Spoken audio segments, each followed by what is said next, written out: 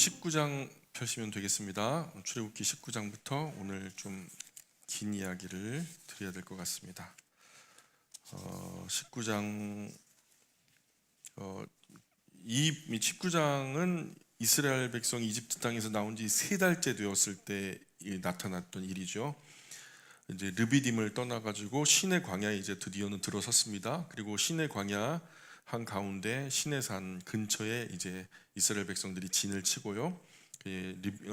여호와 하나님은 모세를 하나님 계신 곳 그 시내산 그 위까지 이끄시죠. 그래서 모세가 시내산 위로 하나님의 부르심을 입고 올라가자 여호와 하나님께서 모세에게 말씀하시기를 이런 말씀을 하십니다. 너는 야곱 자손 이스라엘 백성에게 나의 말을 전해라. 내가 이집트 백성을 어떻게 혹독하게 다루었는지 너희가 보았다. 또 마치 어미 독수리가 새끼 독수리를 날개로 업어 보호하듯 내가 이스라엘 백성에게는 그와 다르게 어떻게 그곳으로 데리고 왔는지 너희는 다 보았다. 온 누리가 다 나의 것이 아니냐. 너희가 내 말 잘 듣고 내가 세워준 계약을 잘 지키면 너희는 뭇 민족 중에서 나의 소유가 될 것이다. 너희야말로 나를 섬기는 제사장 나라가 될 것이고 거룩한 민족이 될 것이다. 너는 이 말을 이스라엘 백성에게 반드시 알려주어라. 그래서 우리가 출애굽기 19장 5절 6절은 굉장히 중요한 말씀이고 반드시 암기하셔야 되는 말씀이죠.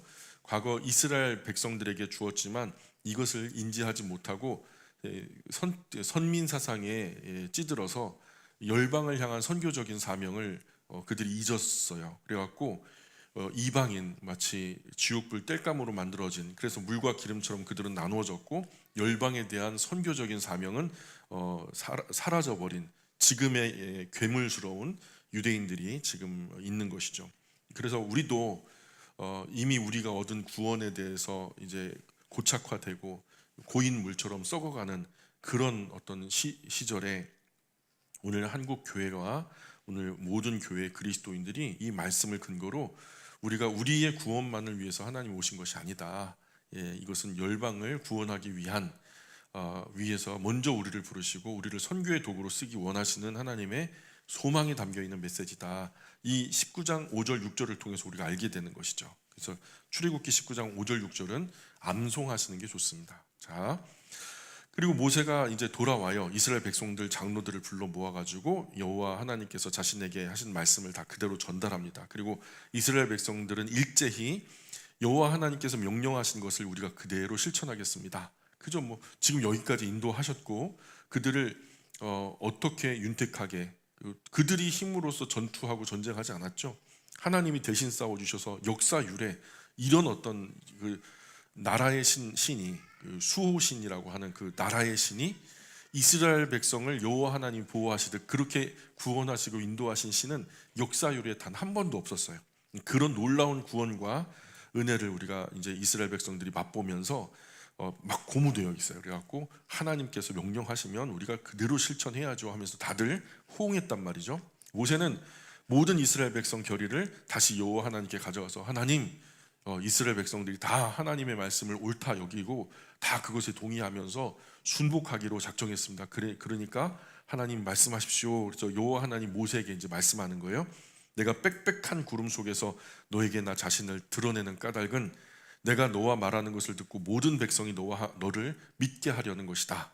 이스라엘 백성들에게 하나님을 향한 그 접근은 모세를 통하여서 이루어지기 원하는 거죠. 하나님은 모세를 통해서 이스라엘 백성과 소통하고 싶어 하시는 거예요. 그래서 중재자. 모세가 백성이 하는 말을 여호와 하나님께 전해드렸을 때 여호와 하나님은 계속해서 모세에게 뭐라고 말씀하시냐면 너는 이스라엘 백성에 가서 오늘과 내일은 거룩하게 구별하라. 옷을 빨아서 셋째 날을 맞이할 준비를 하라고 일러라. 옷을 빤다라는 의미는 뭘까요? 옷을 빤다라는 의미는 옷을 빤다는 얘기예요. 옷을 빨면 어떻게 되죠? 깨끗해지겠죠? 그렇죠? 뭔가 거룩한 날을 준비하는 의식카드 같은 거예요. 아무거나 그냥 막 예배당에 오는데 추리닝에 슬리퍼 끌고 오면 돼요, 안 돼요? 그건 준비되지 않은 모습이죠. 있는 옷 중에서 비싼 옷 말고 좋은 옷 말고 정갈한 옷을 입는 거예요. 하나님은 지금 그걸 말씀하는 거예요. 좀 구별돼야 된다. 일상적인 것과는 좀 구별돼서 셋째 날에 나 여호와가 온 백성이 지켜보고 있는 가운데 시내산 위에 내려가리라. 자, 지금 이게 왜 내려오시냐면 쉽게 말해서 계약서 쓰려고 그래요. 근데 이 계약서는요, 그냥 일반 평범한 계약이 아니라 이스라엘 백성이 하나님의 백성이 되고 하나님이 이스라엘 백성의 하나님이 되시는 그 상호 언약. 너도 동의하고 나도 동의해서 나는 너의 하나님 되고 너는 나의 백성이 되는 이런 어떤 굉장히 중요한 계약 맺을 준비를 지금 준비하라 하신 거예요.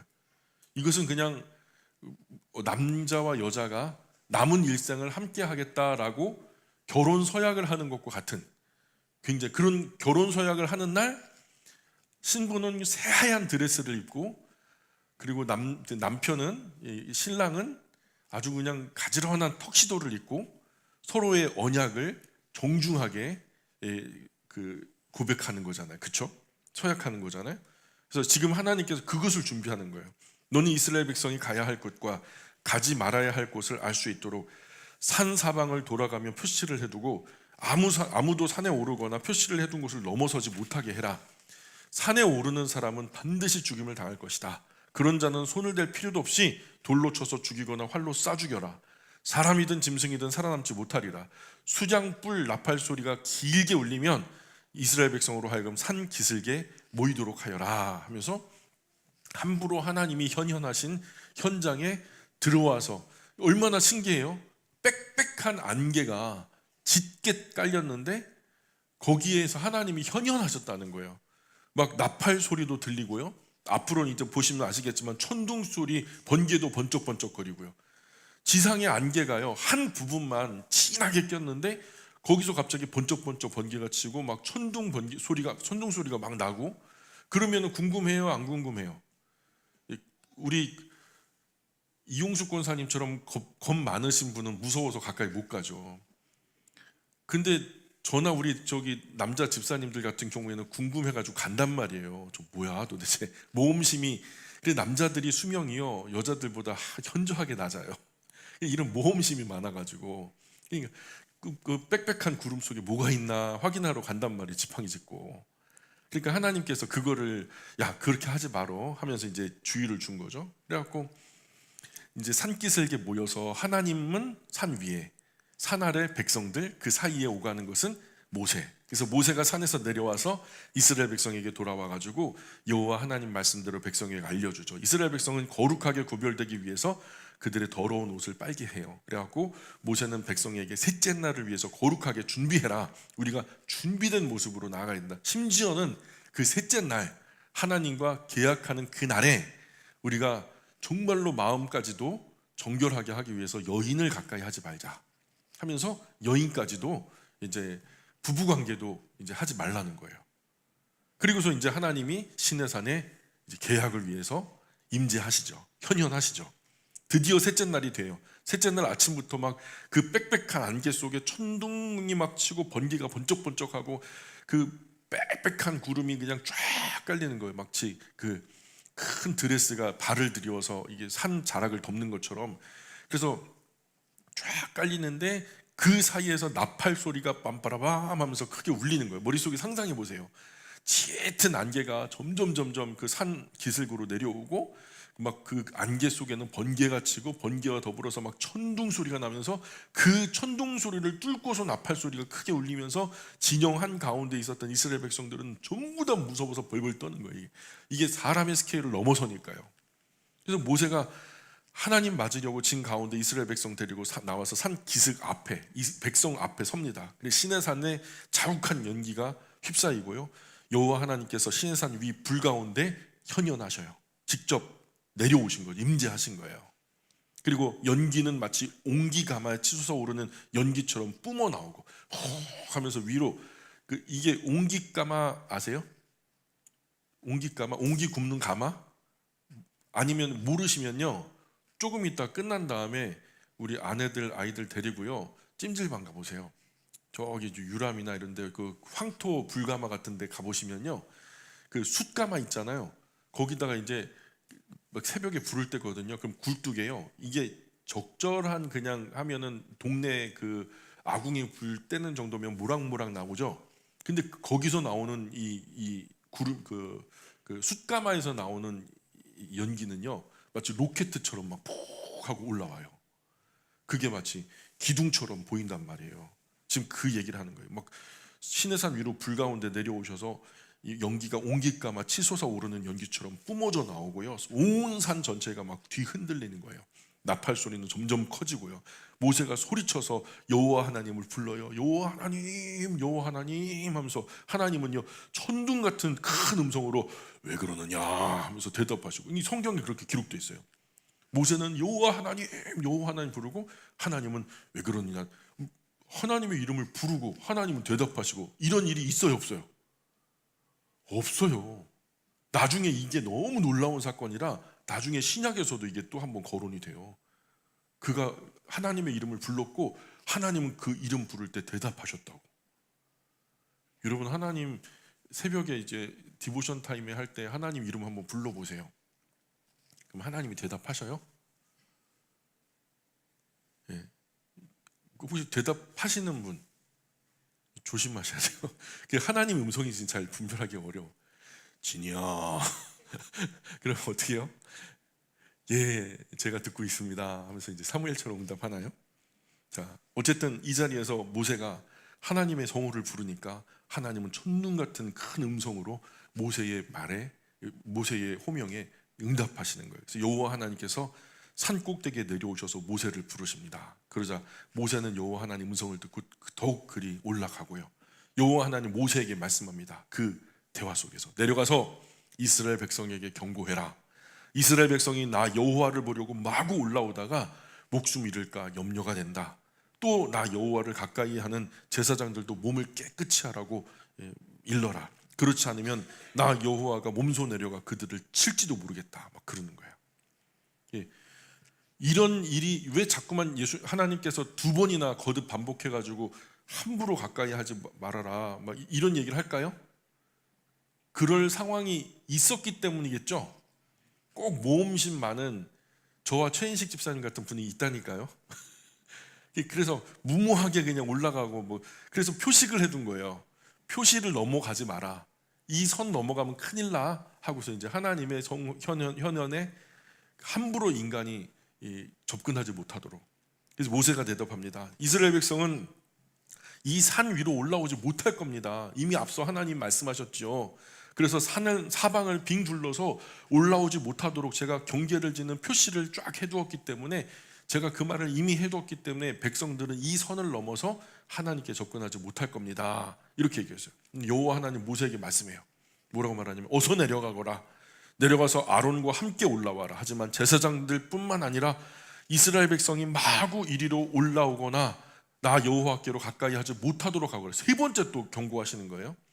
그렇지 않으면 내가 그들을 마구 내려칠 것이다 하면서, 아마도 이스라엘 백성 중에 지금 벌어지고 있는 상황이 신기한 나머지 자기들 눈으로 여호와 하나님의 현현하신 현장을 목격하고 싶은 모험심 있는 몇몇 사람 시도나 의도나 그런 정황이 있었던 것 같아요.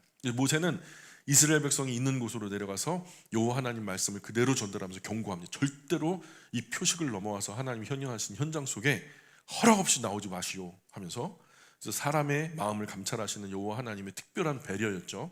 만약에 이것을 넘어서면은 문제가 되는 거죠. 자, 출애굽기 20장. 성경에는요, 출애굽기 20장에 십계명 있죠. 신명기 5장에도 십계명이 있어요. 자, 십계명 이야기가 펼쳐집니다. 20장에 이제 시내산 위에서 여호와 하나님께서 모세와 및 모든 이스라엘 백성에게 특별하게 명령하신 말씀이에요. 자, 우리가 계약을 맺을 때요, 요주 계약이 있어요.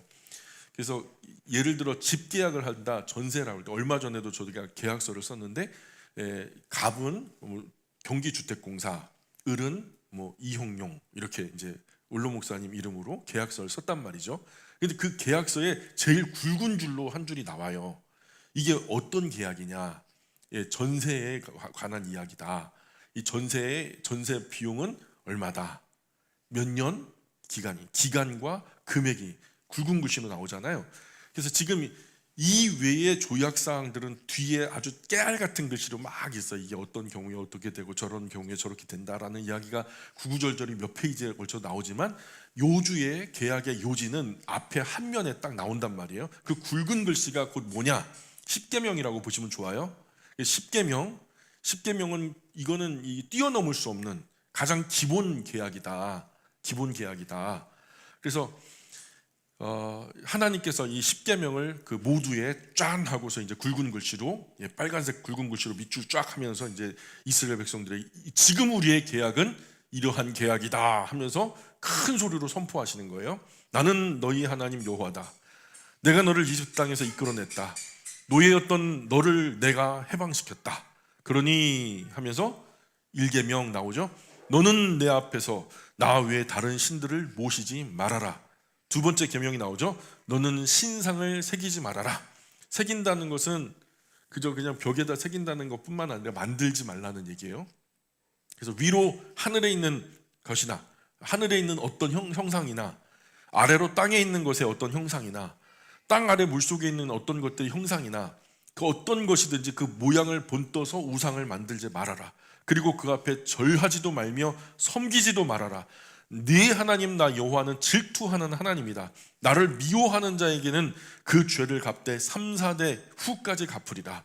하지만 나를 사랑하고 내가 내린 명령을 지키는 이들에게는 수천 대 이르기까지 그 후손에게 자비를 베풀리라. 왜 미워하는 자는 3, 4대까지만 하고 좋아하시는 분에게는요 수천 대 막 거의 뭐 무궁하게 이렇게 복을 주실까요? 악이 살아있는 때까지는 하나님께서 그를 미워하신다는 거예요. 보통 한 사람의 일생이요 몇 대를 보죠? 적게 살면은 뭐 2대만 해도 죽기, 아들 딸 보고서 바로 죽는 경우도 있지만요, 손주 기본적으로 보죠. 일반적으로 3대, 그리고 장수하면 4대까지도 봐요. 3, 4대라고 하는 것은 그 사람이 살아있는 한이라는 그런 표시예요. 이런 불순한 사람이, 우상 숭배자가 살아있는 한 그 죄를 그에게 갚을 것이다, 이런 의미고요. 수천 대 이르는 것은요 바로 이 우상 숭배하지 않는 이 가족과 가문의 문화가 계속해서 유지되는 한, 그것이 유효하게 지켜지는 한 내가 변함없이 그들에게 복을 주겠다. 근데 여기서는 수천 대라고 하니까 이 땅과 내세를 관통하는 무궁한 어떤 복의 언약이라고 보시면 좋다는 거죠. 그래서 세 번째 언약이 나오는데요. 너는 네 하나님의 이름인 여호와를 함부로 부르지 말아라. 나 여호와는 내 이름을 함부로 부르는 자들을 그냥 놔두지 않을 것이다. 좀 가볍게 쉽게 막. 근데 지금 서구 문화를 중심으로 해서 우리 동양 문화 속에서는 어머니 아버지의 이름이 욕하고 결부되죠. 그리고 막 아기가 탄생하는 거룩한 어떤 이 장치들, 성적인 부분들이 하나님이 굉장히 구별돼서 거룩하고 성스럽게 만드셨는데 그런 부분들이 섞여서 저급한 욕이 되는 경우가 많아요. 근데 서구 사회에서는요 이 하나님의 성호와 연관돼 가지고 욕들이 그렇게 많아요. 그래서 이런 것들, 정말 하나님의 이름이 잘못 쓰이게 되는 이런 것들은 하나님의 백성은 절대로 해서는 안 되는. 우리 자녀가요 바깥에서 내 이름을요 막 장난삼아 욕처럼 섞어가지고 한다고 생각해 보여. 부모님 된 입장에서 우리의 마음이 좀 많이 씁쓸하겠죠. 그렇게 너와 내가 그런 관계가 아니야, 그죠? 부모와 자녀의 관계 속에서 너와 나의 관계가 그런 경홀하고 그냥 막 이렇게 하찮은 그런 관계가 아니야라고 하는 것을, 이 성호를, 하나님의 성호를 함부로 부르지 말아라 하는 이 말씀 속에서 우리가 그 의미를 되새겨 봐야 될 줄 압니다. 그리고 네 번째, 안식일을 기억하여 거룩하게 지켜라. 6일 동안 힘써 일하고 7일째 되는 날은 내 하나님 여호와 안식일이니까 너나 네 아들이나 네 남종이나 여종이나 내 집의 가축이나 너의 집에 더불어 사는 나그네라 할지라도 절대로 일해서는 안 된다.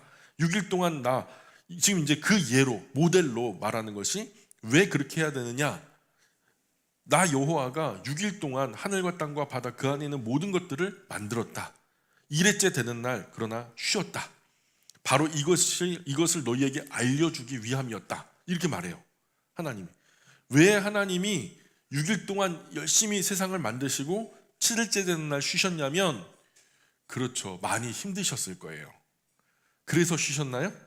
그게 아니라 이 땅 위에 살게 되는 하나님의 대리자들, 하나님의 형상을 한 사람들이 어떤 주기로 살아가야 하는지, 어떻게 살아가야 하는지에 대한 모범을 보여주신 거다. 이렇게 생각하시는 것이 가장 성경적이에요. 그래서 나 여호와가 안식일을 어떤 날로 삼았다?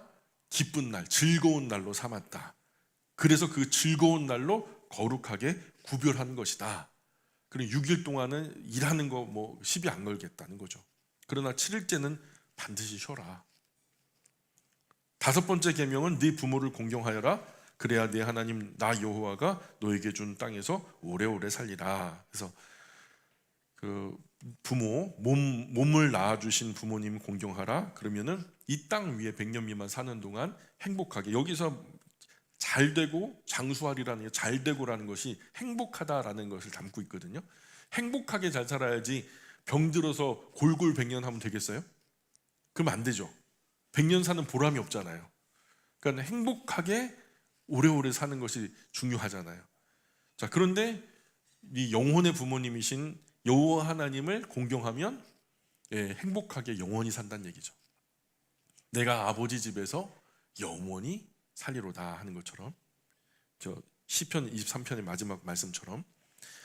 그리고 6계명이 죽이지 말아라. 로티르차흐. 그래서 사람만이 아니에요. 생명 있는 모든 것은 누가 생명을 주셨다고요? 하나님이 그 생명 주셨으니까 함부로 죽이지 말아라. 이런 얘기예요. 살생유택. 불교에서 그 말 하기 전에 훨씬 이전에 벌써 여호와 하나님께서 생명 살아라 하는 명령은 하나님이 주신 거니까 생명이 있는 것들은 함부로 훼손해서는 안 된다라고 이제 규정하신 거고요. 열방은, 세상은 그렇게 살지 모르지만 너희들은 그렇게 살면 안 된다. 7번째 계명이 간음하지 말아라. 가족 제도에 대해서 가정의 선을 넘어서 성적인 것들을 유무상통하면서 세상처럼 프리섹스주의자들처럼 막 간음하고 막 이렇게 통간하고 그런 거 하지 말라는 거예요. 8번째 계명으로 도둑질 하지 말아라. 도둑질 하면 안 돼요? 예? 도둑질 하시면 안 돼요. 9번째 계명으로 이웃 사람에게 불리하도록 거짓 증언하지 말아라. 이 재판을 머릿속에 염두에 둔 이야기인데요. 법정에서는 최소한 시시비비가 바르게 가려져야 사람들이 타락을 안 하죠. 근데 돈 많은 사람은 무죄가 되고 돈 없는 사람은 유죄가 되고, 별것도 아닌 일에 감옥에 갇히고 엄청나게 큰 일인데도 감옥에 안 갇히고 막 이런 일이 벌어지면요, 사람이 그 누구도 선하게 살려고 하지 않겠죠. 그래서 여기서 이웃 사람에게 불리하도록 거짓 증언이라는 것은 법적인 어떤 얘기를 말하는 거죠. 법정이 타락하면 세상은 정말 걷잡을 수 없이 타락하게 됩니다. 우리가 지금 예의주시하고 있는 것이 헌재죠. 헌법재판소. 거기가 타락하면 진짜 끝난 거예요. 백성이요, 더 이상 나라를 신뢰하지 않고요, 함부로 막 사는 거예요. 진짜 우리가 기도해야 될 제목이죠. 마지막 10번째 계명으로 내 이웃의 재산을 탐내지 말아라. 내 이웃의 아내나 그의 남종이나 여종이나 그 소나 낙이나 할 것 없이 내 이웃의 재산은 어떤 것도 탐내지 말아라. 자, 이렇게 10계명을 선포하셨고요. 그리고 이스라엘 백성은 그런 10계명을 하나님께서 모세에게 주시는 과정 속에 이스라엘 백성은 뭘 목격하냐면, 시내산에서 막 번개가 번쩍이고 천둥이 쿵쾅거리고 나팔 소리가 크게 울리며 산에서 연기가 자욱하게 뒤덮여서 막 옹기점처럼 막 연기가 올라가는 그런 것에 이게 어떻게 표현하면 좋을까요? 이걸 갖다 여러분에게 설명하기가 좀 애매한데, 그 비가 온 다음에 먹구름 사이로 빗줄기가 쫙 내려오는 거 그거 아세요? 빗내림이라고 하죠. 그 빗내림의 거꾸로 연기로 인해서 하늘까지 닿는 어떤 빗줄기 같은 느낌? 이게 지금 성경에서 표현하려고 하는 그런 표현이에요. 옹기점 연기라는 게. 그래서 그 뒤덮여 있는 것을 바라보면서 겁에 질려서 벌벌 떨고만 있는 이스라엘 백성들이, 그들이 너무 두려워서 멀리 서서 모세에게 말해요. 막 무서워서 막 그 빛이 막 꽂히고 막 소리가 나고 막 난리가 나니까, 모세, 당신이 우리에게 여호와 하나님 말씀 그냥 전해주세요. 하나님이 직접 말씀하지 않게 해주세요. 그럼 우리가 당신을 통해서 그분의 말씀을 듣겠습니다. 여호와 하나님께서 우리에게 직접 말씀하시는 거 이거 우리 너무 무섭습니다. 그렇게 하면 우리가 죽을지도 모릅니다 하면서 막 죽을 만큼 공포스러운 거죠. 그러면서 이 백성들이 모세를 통해서 여호와 하나님 말씀 전해달라고 그렇게. 그래서 모세가 백성들에게 말해요. 아무것도 두려워하지 마세요. 이 우리 하나님입니다. 여호와 하나님께서 지금 내려오신 이유는 여러분, 저와 여러분을 시험하려는 겁니다. 여러분, 저희가 여호와 하나님 두려운 줄 알아서 우리가 하나님의 백성으로 죄짓지 않고 열방 가운데 거룩한 백성으로 살아가게 하기 위한 하나님의 조치입니다 하면서 하나님이 이제 현현하시니까 두려운 줄 알고 살라는 거죠. 예, 이스라엘 백성 부탁대로 이스라엘 백성은 멀리 서 있고, 그러나 모세는 여호와 하나님이 계시는 빽빽한 구름 쪽으로 가까이 다감. 하나님이 참 자비로우셔서 백성이 또 그렇게 해달라고 하면 그렇게 해주세요. 그래서 모세가 이제 중재를 하게 되는 거죠. 왜 모세가 중재자 됐는지 아시죠? 예, 이렇게 모세가 중재자 된 거예요. 그래서 여호와 하나님 모세에게 이제 말합니다. 백성에게 직접 할 말을 이제 모세를 통해서 이제 얘기하는데 이렇게 말해. 이스라엘 백성에게 전해라. 너희는 내가 말하는 것을 직접 두 눈으로 똑똑히 보았다. 그죠? 이전까지 봤죠? 모세가 중재하기 전까지 봤죠? 너희는 신상을 만들어 내 곁에 두지 못한다. 너희가 섬기려고 은이든 금이든 신상 만들어서는 안 된다. 나를 섬기려거든 흙으로 제단을 쌓아라. 그리고 너희가 기르는 소나 양을 잡아 번제와 화목제를 그 위에 드려라.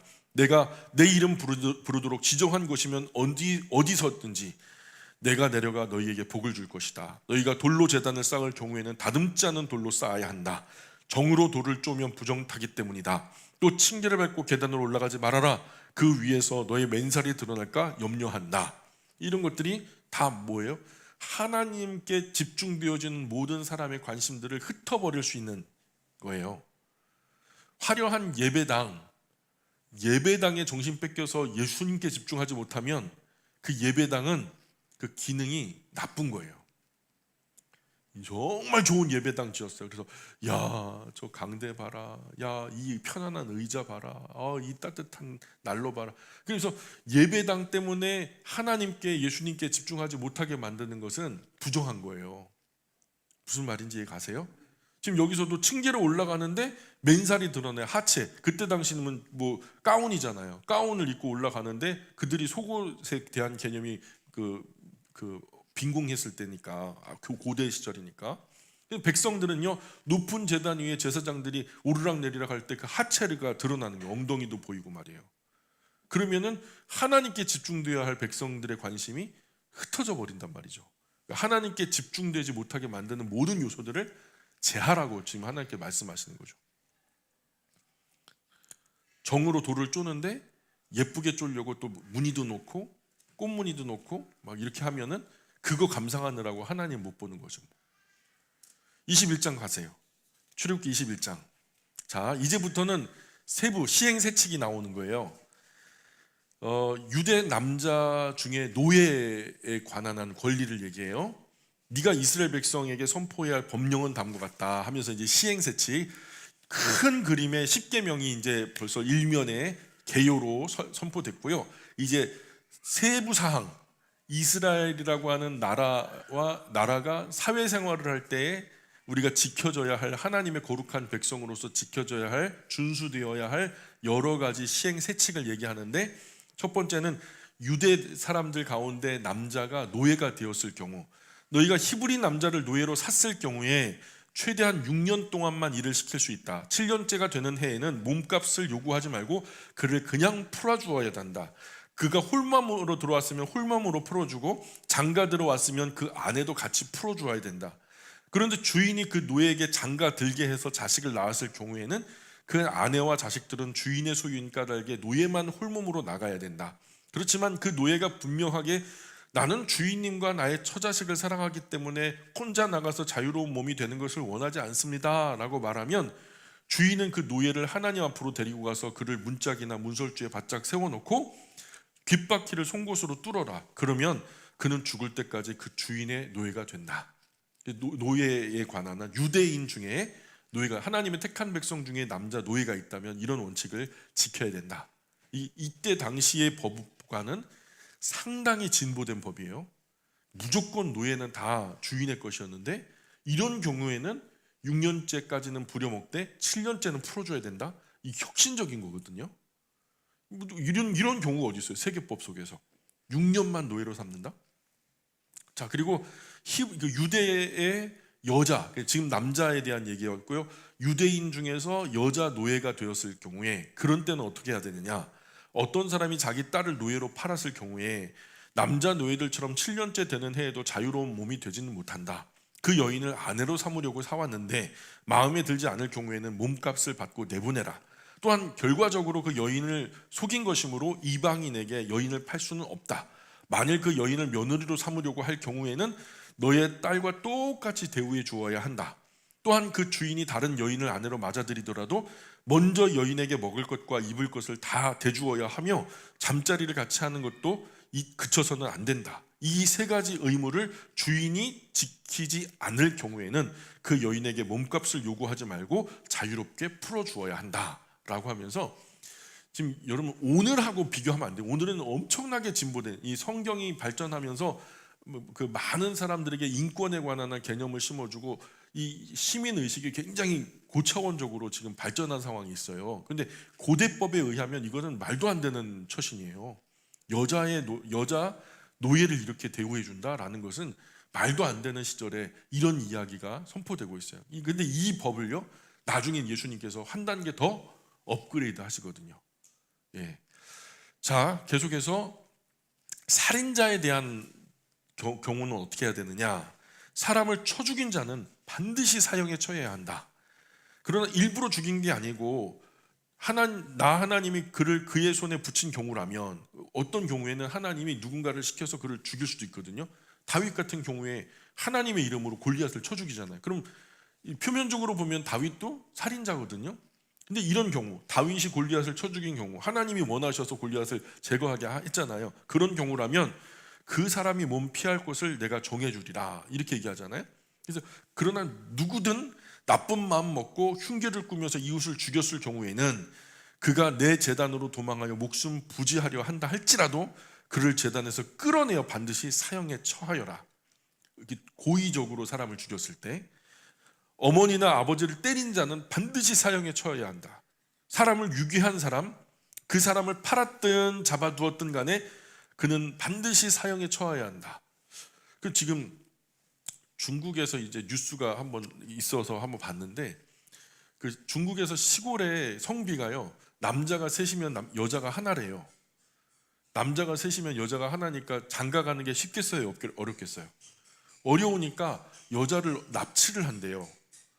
납치를 해가지고 십수년간 목에다 쇠 고랑을 차고, 그리고 밥만 겨우 주면서 그 마치 계집에 묶어놓은 개처럼 그렇게 그 여인을 통해서 아이들을 서넛을 낳아가지고 키우고, 막 그런 일들이 막 최근에 많이 발견돼가지고 이게 뉴스화되고 있어요.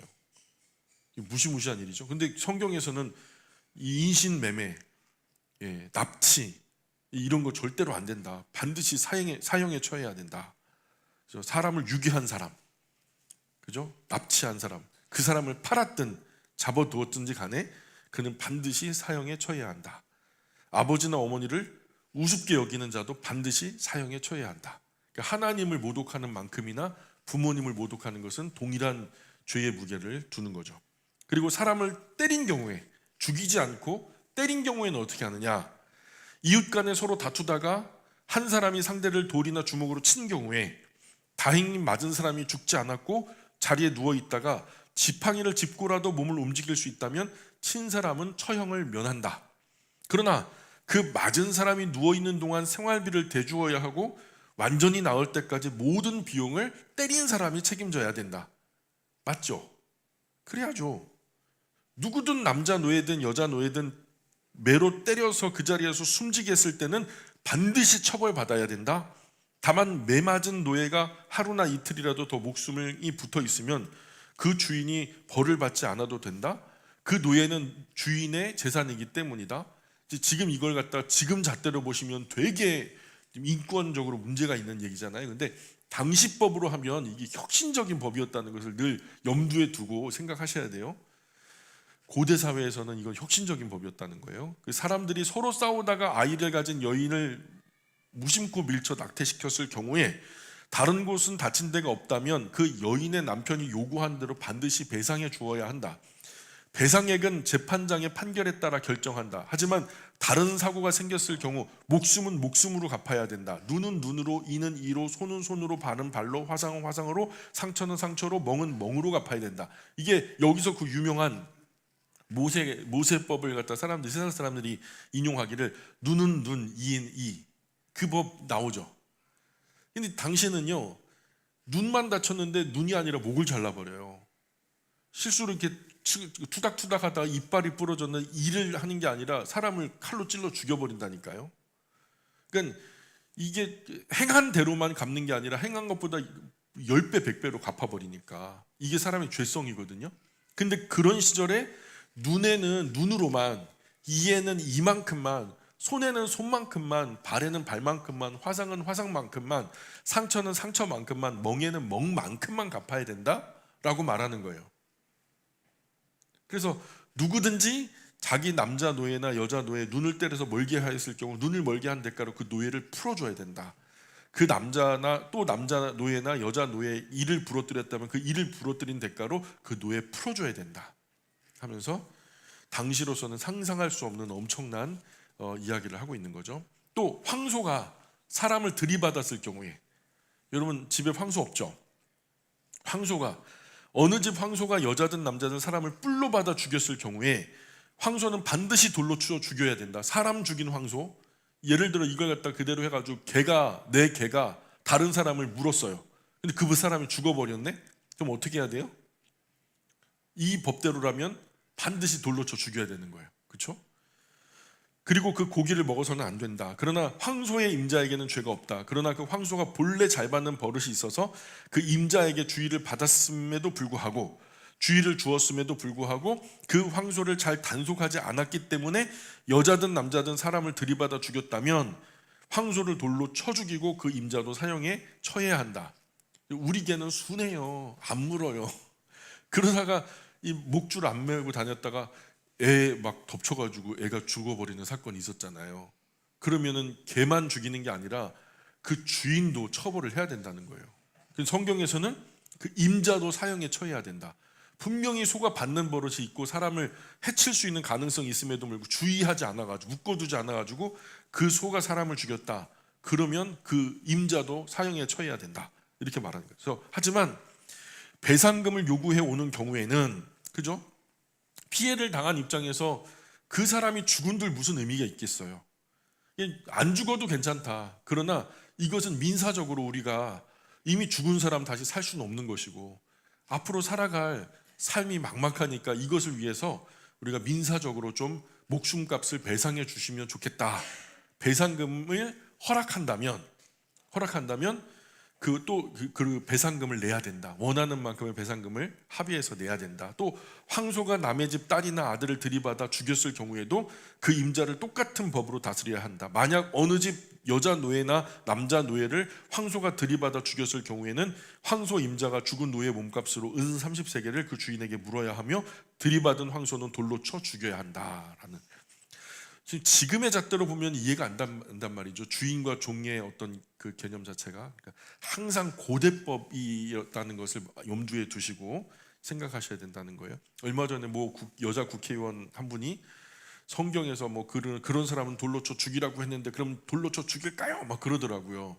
그건 되게 미련한 얘기예요. 이 고대법에 그때 당시는 혁신적인 진보법이었지만 지금하고는 비교하면 안 된다라는 거죠. 또 가축에 피해를 입힌 경우에는 어떻게 해야 되느냐? 자, 21장 마지막 부분에 보세요. 어떤 사람이 구덩이를 파두었어요. 무슨 이유인지, 물을 고이게 하려고 했는지 모르지만 구덩이를 파두었다거나 구덩이를 파놓고도 메우지 않아서 어느 집 황소나 나귀가 거기에 빠졌을 경우에 구덩이 임자가 가축 임자에게 가축값을 물어주어야 된다. 죽은 가축값은 물어준 구덩이 임자의 차지가 된다. 어느 집 황소가 남의 집 황소를 들이받아 죽였을 경우 들이받은 황소의 임자는 그 황소를 팔아 그 돈을 절반씩 나누어 가지고 죽은 황소도 절반씩 나누어 가져야 한다.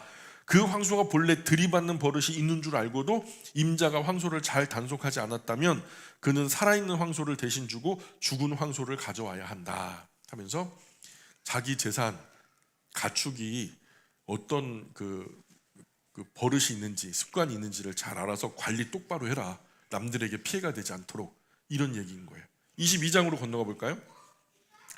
도둑질에 관한 얘기예요. 가축을 도둑질했을 경우에, 어떤 사람이 남의 집 소나 양을 훔쳐다가 잡아먹었거나 팔았을 경우에, 옛날에 이런 거 많았죠.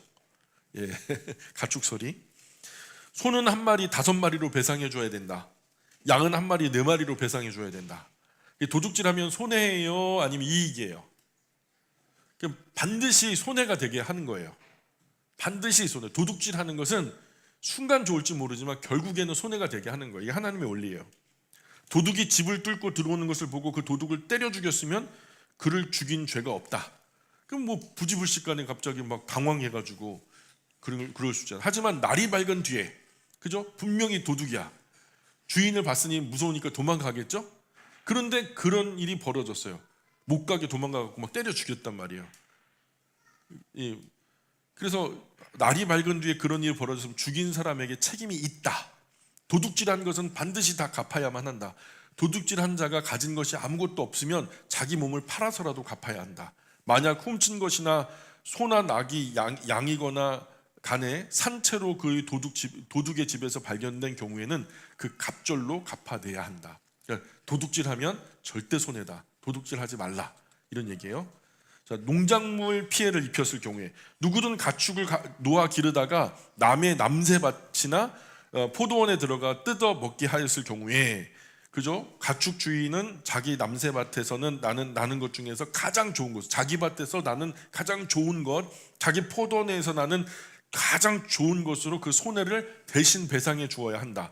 누구든 밭에 불을 놓다가 불이 번져서 남의 밭에 있는 곡식이나 낫가리를 태웠을 경우에 불을 놓은 사람은 그것을 모두 배상해야 된다.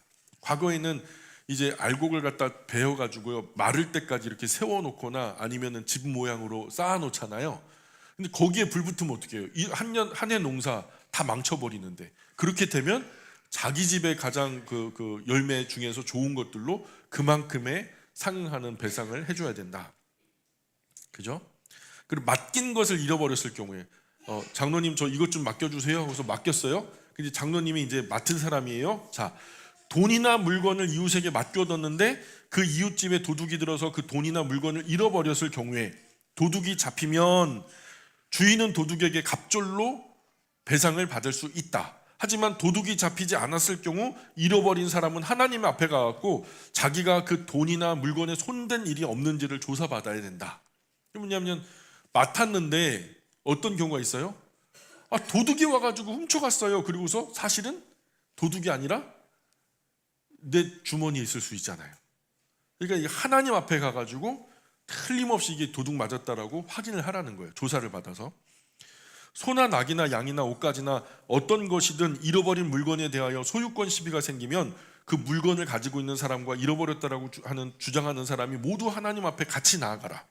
그리고 하나님이 죄가 있다고 판정하는 사람은 상대방에게 갑절로 물어주어야 된다. 이런 원리로 아이 소유권을 주장하는 사람들이, 두 여인이 솔로몬 앞에 갔었잖아요. 그렇죠? 근데 하나님이 판단하셨죠.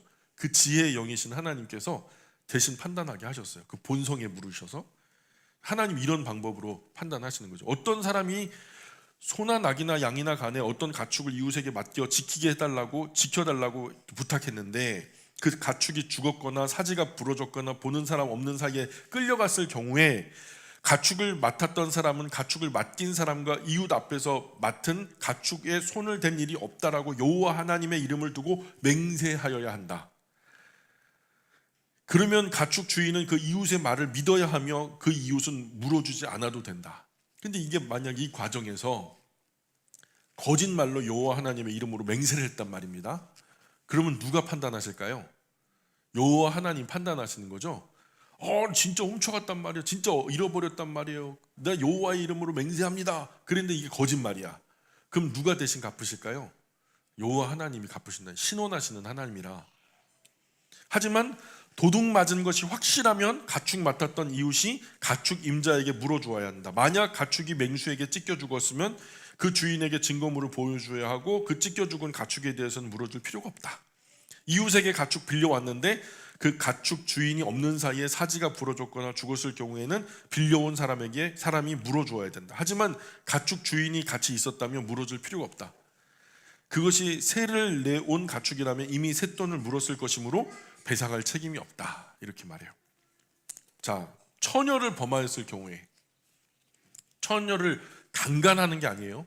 범하였을 경우에 누구든 결혼하지 않은 처녀를 꿰어 잠자리 같이 했다면 처녀 집에 납폐금을 내고 그 처녀에게 장가들어야 한다. 그 처녀 아버지가 절대로 그에게 자기 딸을 시집 보낼 수 없다라고 하면 그는 그 처녀에게 장가들 때 내는 몸값에 맞먹는 돈을 물어주어야 한다. 자, 기타 사형에 처해야 할 경우를 얘기해요. 마술하는 여인은 절대로 살려두어서는 안 된다. 이게 무속하는 그 무당을 말하는 거예요. 가축과 교접하는 자는 반드시 사형에 처해야 한다. 수간 간음이라고 그래가지고 짐승과 사람이 교합을 하는 거예요. 이런 거 정말 하나님께서 무섭게 다루시는 범죄죠.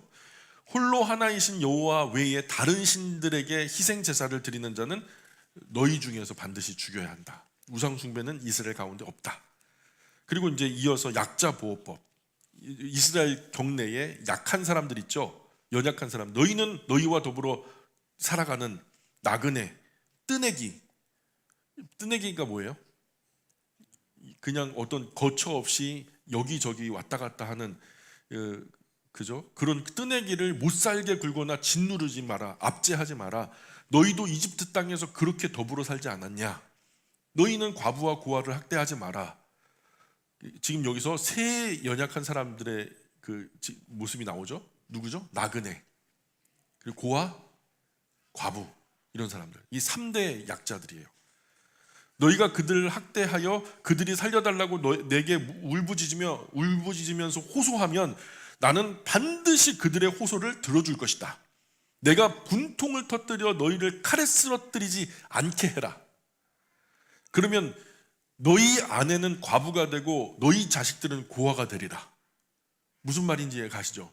약자를 압제하고 학대하면 너희가 약자의 위치로 전락하게 될 거다. 그래서 네가 했던 짓이 얼마나 처절하고 악한 짓인지를 깨닫게 해주시겠다는 거죠. 너희 가운데 어렵게 사는 내 백성에게 돈을 빌려 주었거든 누구든지 빚쟁이처럼 굴지 마라. 이자도 받지 마라. 이웃이 빚을 져 너희가 만일 이웃의 겉옷을 담보로 잡았거든 해가 지기 전에는 반드시 그에게 돌려주어라. 입을 것이라고는 그것밖에 없고 걸칠 것이라고는 그 겉옷밖에 없으니 그가 무엇을 덮고 잠을 자겠느냐. 나는 불쌍한 사람 보면 무척 마음이 아프다. 그러니 내게 살려달라고 울부짖는 그들의 호소를 내가 들어주지 않겠느냐. 이게 무슨 말이냐면 반드시 그들의 호소를 들어주겠다는 얘기죠. 예. 그리고 또 이제 하나님은 어떻게 모셔야 된다라는 모시는 방법 22장 마지막 부분에 그게 나오죠. 너희는 하나님을 저주하지 말아라. 너의 조국 지도자들에게도 악담하지 말아라. 너희가 타작하여 거두어들인 농작물이나 술틀에서 짜낸 포도즙을 제때에 바쳐야 하며 너희 마다들도 나에게 바쳐야 된다. 또한 너희가 기르는 소나 양의 맛배도 마찬가지로 바치되 7일 동안 어미 품에 두었다가 8일째 되는 날 나에게 가져와 바쳐야 한다. 너희는 내가 수많은 나라와 백성 중에 골라 뽑아낸 거룩한 내 백성이다. 자, 수많은 사람들 가운데 불러내어진 자, 이게 에클레시아스테스. 이게 바로 뭐냐면 오늘 교회의 원어적인 표현이에요. 그러니까 세상 가운데 하나님이 그를 호명하여 부르셨어요. 그리고 그 불러진 사람들이 공동체를 이뤘어요. 그게 바로 뭐냐? 교회라고 하는 의미예요. 세상으로부터 불러내어짐을 받은 사람들. 그리고 성도라고 성경에서는 표현하는데 신약에서는 그 성도가 바로 뭐다? 교회다. 자, 그래서 하나님 뭐라 그래요? 너희는 내가 수많은 나라와 백성 중에서 골라 뽑아낸 거룩한 나의 백성이다. 그러므로 들에서 짐승에게 찢겨 죽은 짐승 고기는 입에도 대지 말아라. 개에게나 던져주어라. 이게 무슨 말이에요? 하나님 백성다운 품격 잃지 말라는 거예요. 고상함, 하나님 백성다운 이 고상함, 인격, 또 다른 열방의 나라들과 차별되어지는 어떤 고차원적인 어떤 인격, 이런 고상한 삶, 이것을 포기하지 말라는 거예요. 난잡하게 살아가면 하나님이 욕먹으니까. 23장으로 가면은 힘들으시겠죠? 23장은 다음 주에 계속해서 살피겠습니다.